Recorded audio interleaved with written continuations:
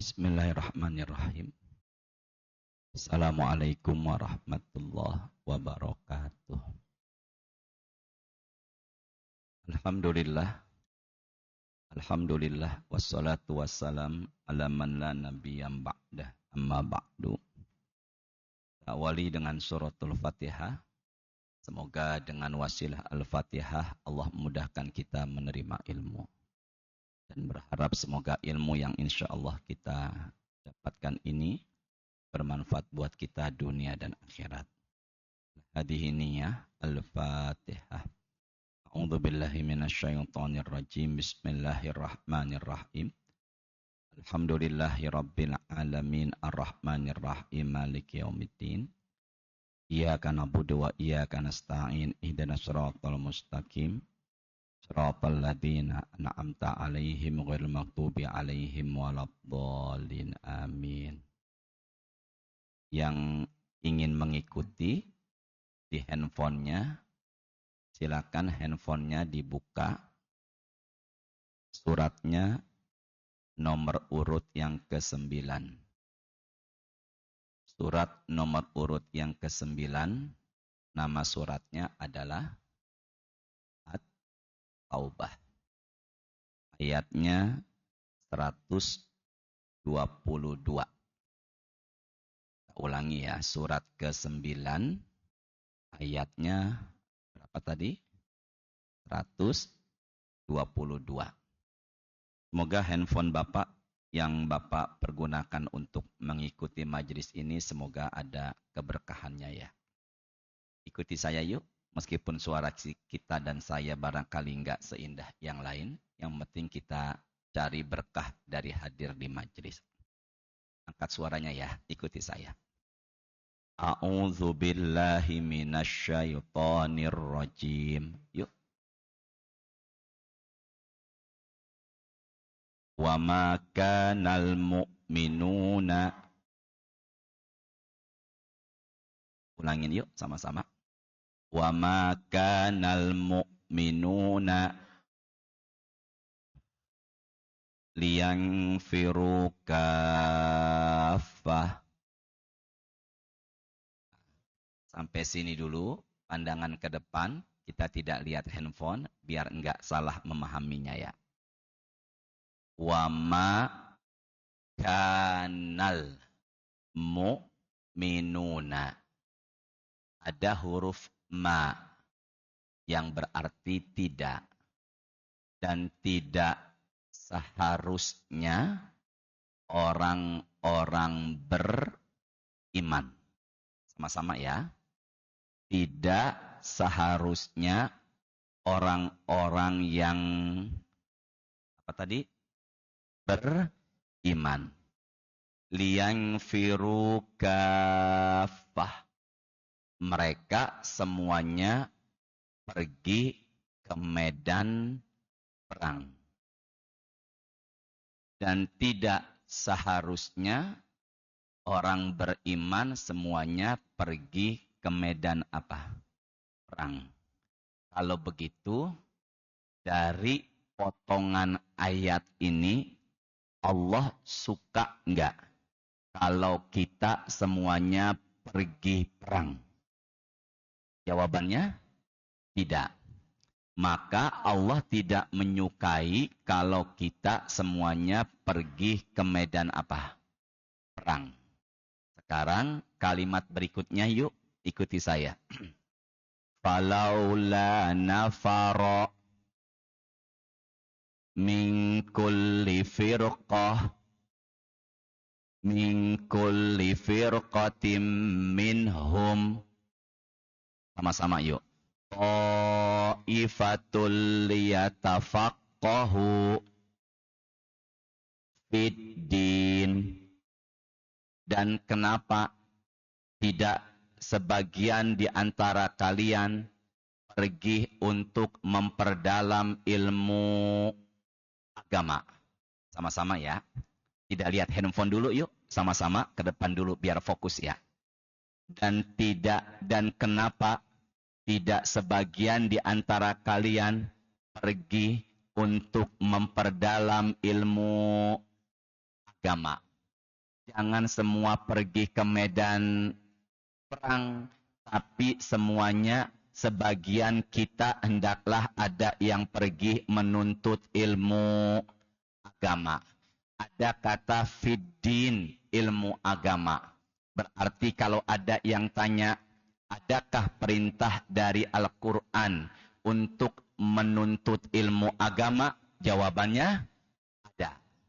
Itu ya. Berarti ada perintah dari Al-Quran untuk memperdalam menuntut ilmu agama. Sekarang ikuti saya yuk. Kita baca hadis riwayat Ibnu Hibban. Angkat suaranya ya. Man dakhala, yuk.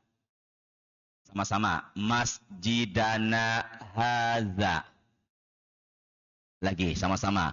Liyata'allama khairan au yu'allimahu.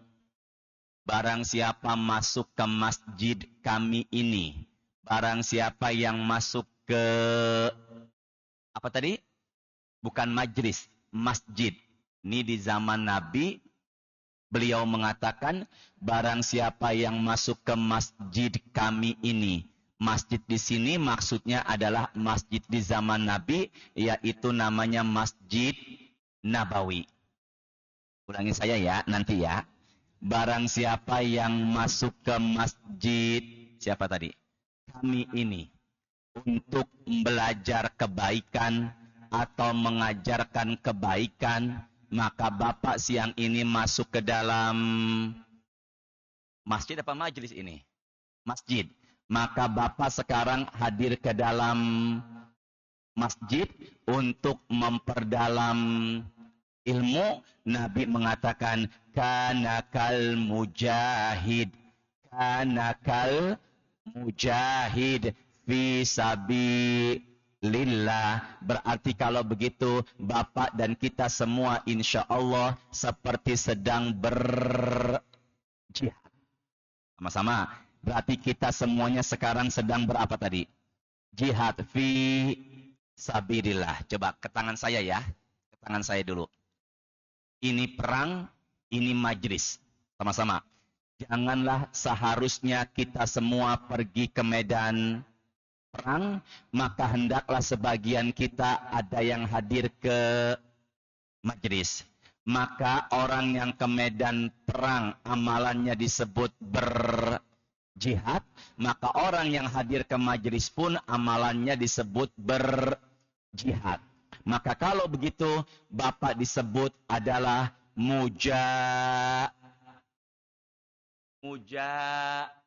kalau orangnya satu mujahid, kalau orangnya dua mujahidani, kalau yang berjihad banyak maka penyebutannya adalah mujahidin.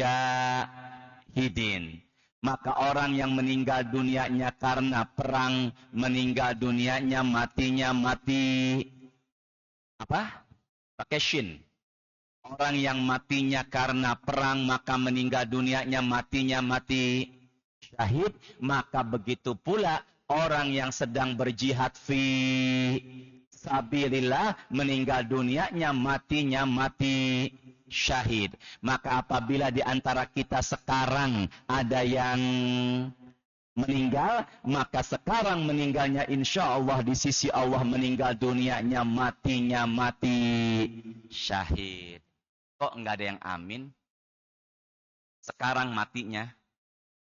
Pilih mana? Meninggal sekarang syahid atau entar-entaran enggak jelas?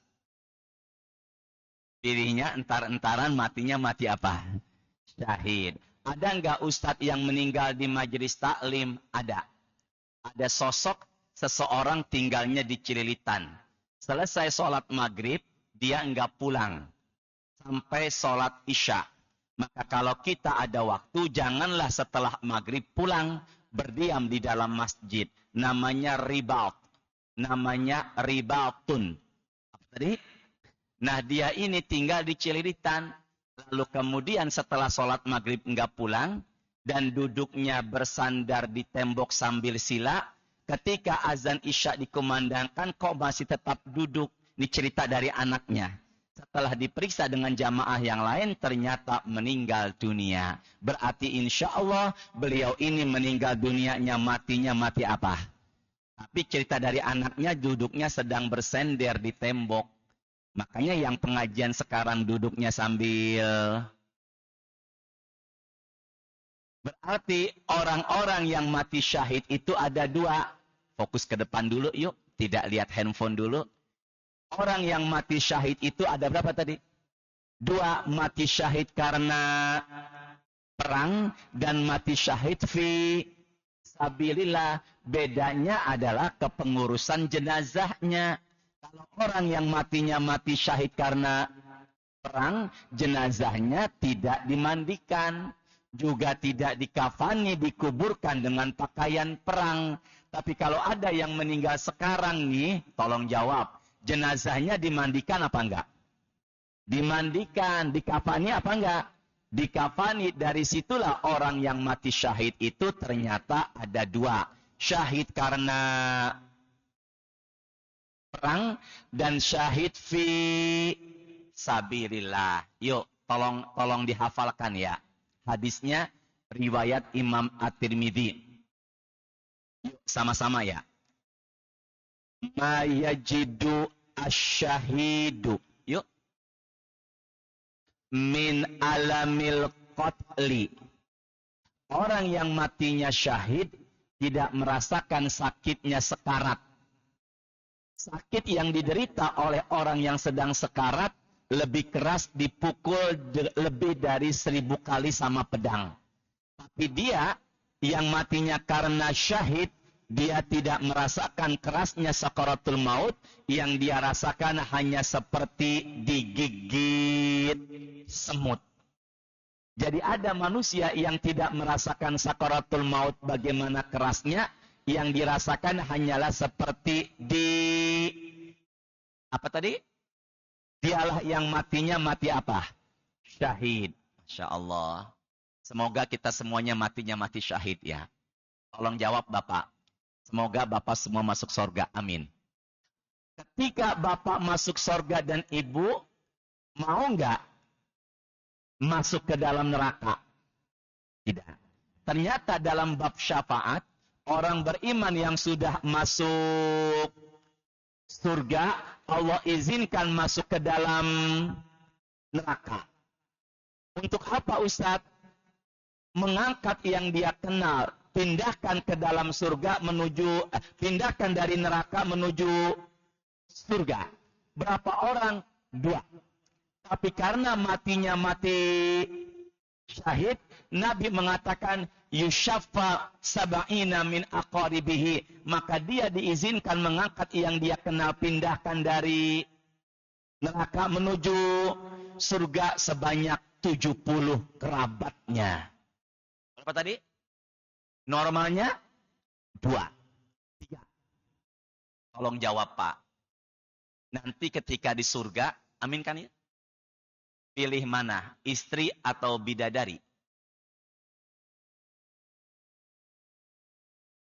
Ini doa loh. Istri atau bidadari? Orang beriman bidadarinya dalam hadis riwayat Imam Muslim, zaujatani 2. Karena dia meninggal dunianya matinya mati syahid, maka bidadarinya enggak 2. Berapa dia? Isnataini wa sab'ina zaujatan minal huril ain. Nabi mengatakan dalam hadis At-Tirmidzi, dia bidadarinya enggak 2, tapi bidadarinya sebanyak 72 bidadari sorga. Masya Allah. Sama-sama yuk. Orang yang mati syahid enggak merasakan sakaratul maut, yang dia rasakan hanyalah seperti digigit semut. Yang kedua, orang yang mati syahid diizinkan mengangkat yang dia kenal, pindahkan dari neraka menuju surga sebanyak 70 orang. Dan orang yang meninggal dunianya matinya mati syahid akan diizinkan didampingi oleh bidadari surga sebanyak berapa tadi? 72. Ketiga, orang yang meninggal dunia mati syahid, yara maq'adahu minal jannah, maka ketika sedang sekarat diperlihatkan tempat tinggalnya di surga. Sama ya. Orang yang mati syahid lagi sekarat diperlihatkan apa tadi? Tempat tinggalnya di surga. Berarti kalau begitu dia tahu nggak surga atau neraka? Tahu. Maka surga dan neraka sudah dapat diketahui manusia pada saat sakaratul maut. Makanya wajahnya mengeluarkan senyuman. Makanya ada jenazah meninggal dunia mengeluarkan apa tadi? Senyuman. Dengan izin Allah bisa jadi meninggal dunianya lagi sekarat dinampakkan apa tadi? Surga. Yuk sama-sama teruskan lagi. Bareng-bareng ya. Tidak seharusnya orang beriman pergi ke medan apa tadi? Perang, maka hendaklah sebagian kita pergi ke mana tadi? Majelis. Yuk sama-sama yuk. Terusan ayatnya yang paling pojok sebelah kanan. Waliyungziru yuk. Qaumahum idza raja'u ilaihim la'allahum yahzarun. Dan hendaklah memberikan peringatan kepada kaumnya ketika dia kembali. Saya ulangin ya. Ini harus digeser-geser ini. Kalau saya mau bersandar, maka ininya harus diapakan? Ditarik. Kalau saya pengen maju, berarti ininya harus diapakan nih? Nah, ada yang ini biasanya ada. Ada yang pakai mikrofon apa nih? Ya, lebih enak kali, lebih nyaman ya. Kalau saya begini berarti apa? Bersandar? Ada nggak yang sedang tausiah bersandar meninggal? Berarti meninggalnya berapa bidadarinya?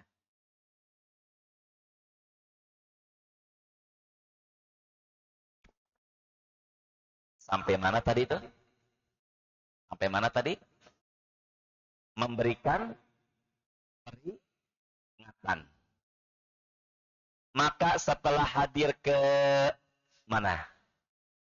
Majelis, kemudian kembali ke rumahnya, ada perintah dari Quran menyampaikan. Maka kalau begitu, ayat ini satu perintah hadir ke majelis, bukan masjid, majelis. Sama-sama ya. Ayat ini yang pertama adalah perintah hadir ke majelis. Dan ayat ini yang kedua setelah hadir ke majelis lalu dapat sampaikan. Maka kalau begitu ada perintah menyampaikan ilmu setelah hadir ke majelis ilmu. Masya Allah. Ada perintah menyampaikan ilmu setelah kita hadir ke mana nih? Majelis ilmu. Apa keutamaan orang yang menyampaikan ilmu? Ketika yang menyampaikan sudah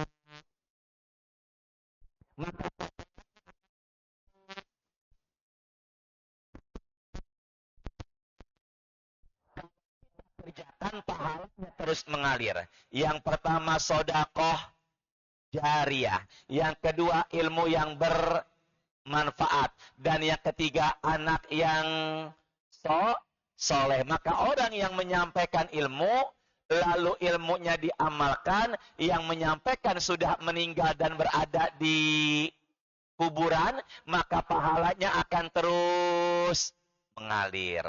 Berarti yang sering menyampaikan itu siapa? Jangan gak enak yuk. Yang sering menyampaikan siapa? Ustadz. Lalu ilmunya diamalkan sama siapa? Jamaahnya, ustadznya. Siapa yang meninggal? Lalu ilmunya diamalkan, ustadznya di kuburan, pahalanya terus mengalir. Masya Allah. Siapa yang meninggal tadi? Ternyata perintah menyampaikan ini bukan hanya tugas ustadz. Bapak setelah dapat ilmu menyampaikan, bapaknya siapa yang meninggal? Bapak Ustadz. Bapak sehat ya. Setelah itu pahalanya akan terus apa tadi? Mengalir. Masya Allah. Itulah dahsyatnya orang yang hadir kemudian ilmunya disampaikan. Kedua, yuk sama-sama yuk. Angkat suaranya. Kita baca hadis bareng-bareng ya. Qala Rasulullah. Yuk. Bareng-bareng Bapak sama-sama. Mandalla ala khairin. Barang siapa yang menunjukkan kebaikan. Atau barang siapa yang menyampaikan ilmu. Lalu kebaikannya diamalkan. Maka yang menyampaikan dapat pahala. Seperti yang mengamalkan. Tanpa mengurangi pahala yang mengamalkan sedikit pun. Maka Bapak dapat ilmu, lalu kemudian disampaikan. Maka yang mengamalkan, yang menerima ilmu lalu mengamalkan, maka dia dapat pahala, kita pun dapat pahala seperti mereka yang mengamalkan. Masya Allah. Ulangin yuk sama-sama. Orang yang menyampaikan ilmu, dianya meninggal, pahalanya terus mengalir. Yang kedua, orang yang menyampaikan ilmu, lalu dia yang disampaikan diamalkan, yang mengamalkan dapat pahala, maka kitanya pun yang menyampaikan dapat pahala. Dan yang lebih dahsyat lagi, orang yang menyampaikan ilmu, kemudian yang disampaikan jadi beramal, itu lebih baik ketimbang dapat onta merah. Masya Allah. Onta merah itu bahasa Arabnya humrun na'am. Sekarang buka Quran terakhir. Suratnya 61. Surat berapa tadi? 61. Surat 61 itu namanya surat apa? As-Sof. Ayatnya 2 dan 3. Ayat berapa tadi? 2 dan 3. Suratnya 61, ayatnya berapa tadi? 2 dan 3. Yuk sama-sama angkat suaranya. Ya ayyuhalladzina amanu. Yuk. Bareng-bareng Pak. Lima taquluna ma la taf'alun. Ikuti saya deh. Bahasa terjemahnya. Ikuti saya yuk. Wahai orang-orang yang beriman, yuk. Angkat suaranya dong.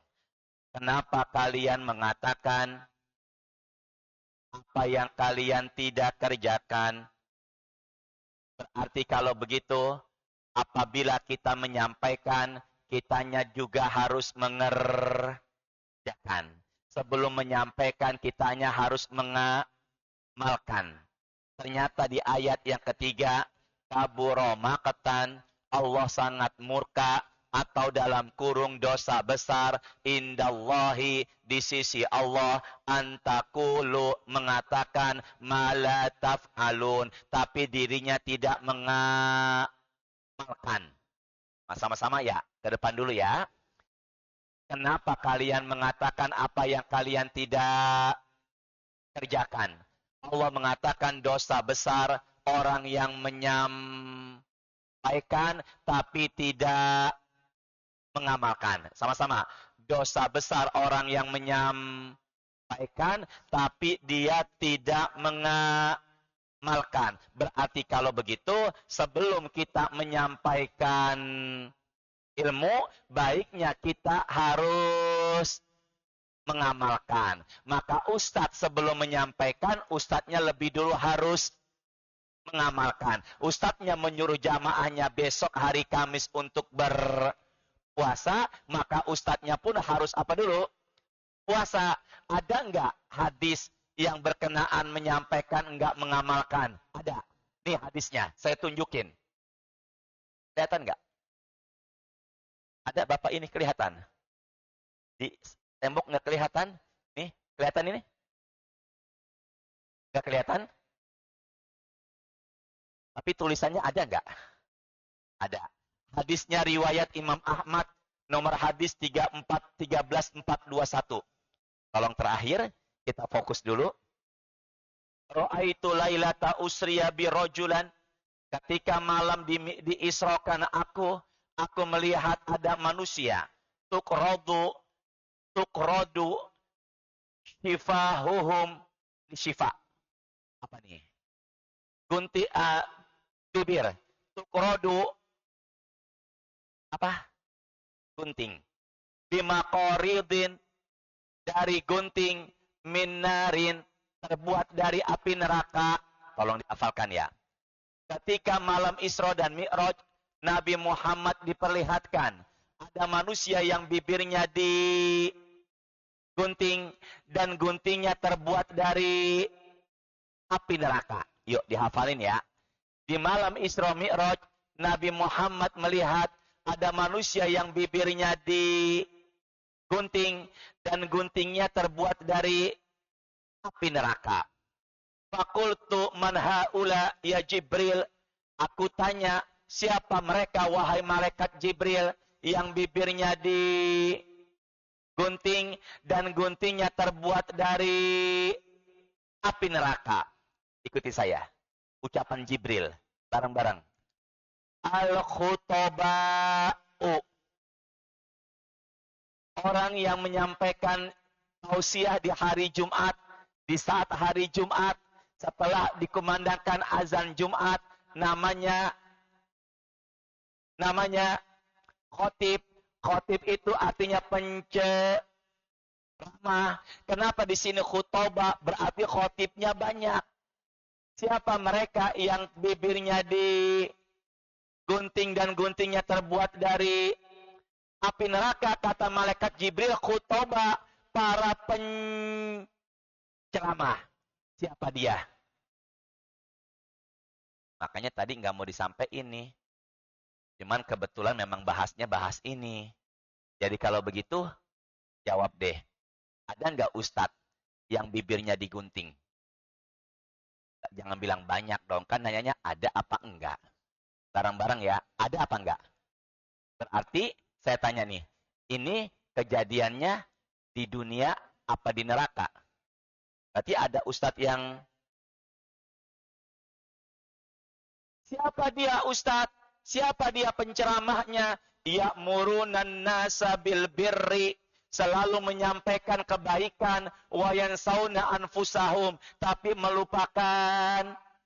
Berarti menyampaikan tapi enggak mengamalkan. Makanya kalau ada orang menyampaikan enggak mengamalkan, tegur boleh apa enggak? Silakan, ingati aja, hati-hati gunting. Berarti penceramahnya ada yang jangan ada yang di neraka, ada yang digunting, gitu aja ya. Maka kalau begitu, penceramahnya ada yang diapakan tadi? Kalau dia menyampaikan tapi tidak diamalkan, makanya nyuruh anak enggak merokok, kitanya orang tua jangan merokok. Ini malah nyuruh anaknya ke warung. Nah, itu jadi masalah juga. Yuk mulai saat ini amalin dulu, baru diapakan nih? Ternyata nggak hanya cukup di situ, ada lagi di sebelahnya nih. Tuh, kelihatan nggak nih Pak? Ada manusia yang masuk ke dalam neraka, fatandaliku aktabu batnihi. Ke depan deh pandangannya. Isi perutnya keluar. Ya, bareng-bareng. Ada manusia di neraka, isi perutnya apa nih? Keluar. Sini deh. Ya. Fayaduru, ususnya diikat di tiang neraka. Kemudian dia apa nih? Berkeliling. Fayaduru kama yadurul himal birroho. Hadisnya Bukhari Muslim. Seperti kelilingnya keledai mengelilingi tempat penggilingan, kata Rasulullah. Pelan-pelan yuk. Ada manusia yang masuk ke dalam neraka. Lalu isi perutnya keluar. Setelah itu ususnya diapakan tadi? Apa tadi? Diikat di mana? Di tiang api neraka. Setelah itu apa Ustaz? Fayajtamiu ilai ahlun nar. Penduduk neraka berkumpul dan bertanya, "Malaka, kenapa engkau di neraka diikat dengan usus?" Kemudian apa tadi? Berputar-putar. Apa jawaban dia? Qad kuntu amuru bil ma'ruf wala atihi. Aku menyampaikan kebaikan tapi aku tidak mengamalkan. Aku mencegah kemungkaran tapi aku justru malah mengamalkan. Maka ususnya diikat sama tiang, dan kemudian dia apa ini? Mengitari-mengitari. Makanya ada orang nyampaikan nggak diamalkan. Dua, ingat pertama gunting, kedua usus. Buat siapa tuh? Jangan gak enak. Buat siapa? Makanya Ustadz hati-hati, ingat, juga ingat. Semoga kita semua dimudahkan untuk menyampaikan. Dan semoga kita semua dimudahkan untuk mengamalkan. Dan yang terpenting adalah semoga mengamalkannya ini dapat istiqomah dalam ibadahnya. Karena yang susah itu bukan hanya mengamalkan, tapi menjaga amalan. Sama-sama yuk. Yang susah itu bukan hanya apa tadi? Menyampaikan, tapi yang susah adalah menjaga amalan. Jaga amalan kita, semoga enggak putus tahajud, semoga enggak putus baca Quran. Besok yang belum pernah puasa, sesekali coba Senin Kamis puasa. Dan Bapak usahakan sholatnya jangan di rumah, tapi di mana? Masjid. Ini kan udah Muharram, sekarang udah Safar, tahun barunya udah lewat nih. Hijrah menuju ke arah yang lebih baik. Semoga tahun ini menjadi tahun yang lebih baik dalam kehidupan kita. Subhanakallahumma wa bihamdika asyhadu an la ilaha illa anta astaghfiruka wa atubu ilaik. Subhanakallahumma wa bihamdika asyhadu an la ilaha illa anta astaghfiruka wa atubu ilaik. Coba tes dulu sebentar. Tes dulu. Orang yang mati syahid ada berapa tadi, Pak? Yang pertama mati syahid karena, yang kedua mati syahid karena, bedanya mati syahid perang jenazahnya, tapi mati syahid fisabilillah jenazahnya ya harus. Coba tes bareng-bareng ya Allah. Rasa sakit yang diderita ketika sedang sekarat, yang dia rasakan hanya seperti, Masya Allah. Berapa orang yang dia izinkan mengangkat, yang dia kenal pindahkan dari neraka menuju surga bagi orang syahid? Berapa orang? Hah? Berapa orang? 70. Berapa jumlah bidadari orang yang mati syahid? Pilih mana? Istri atau bidadari? Assalamualaikum warahmatullahi wabarakatuh.